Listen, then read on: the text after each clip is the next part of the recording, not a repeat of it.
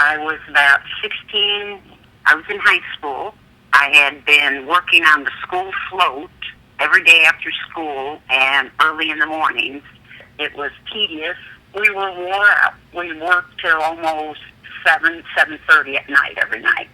I got home. My sisters were gone. They were at a first aid class, which was sort of ironic, and I was the only one home with my mother. I went ahead and went to bed, and I was dead tired. I had fallen asleep. I was gone. And then all of a sudden, I heard somebody shout, just in my ear as loud as could be, "Cheryl."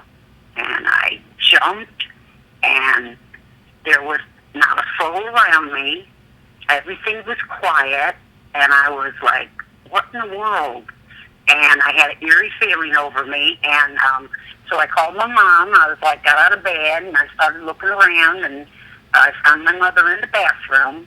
My room was in the front of the house, and the bathroom was in the back part, down the hall and by the kitchen. So there was a lot of room between me and her, and she had fallen, and she was sick. She was real sick. And as she was laying on the floor, her mouth was moving, and you could hear very faintly her going, "Cheryl, Cheryl." There was no way I could have heard that, but I did.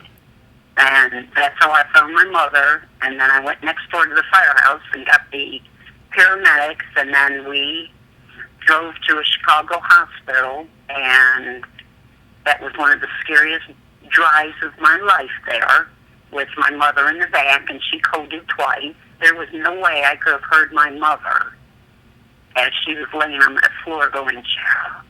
Cheryl was as soft as could be.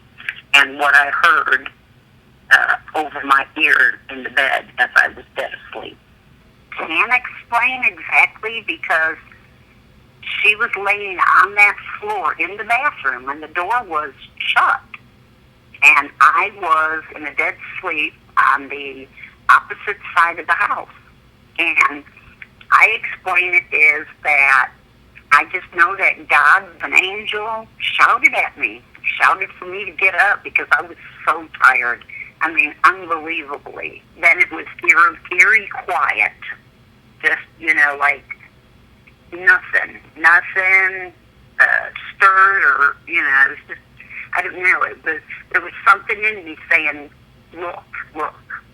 And I believe it was, God telling me,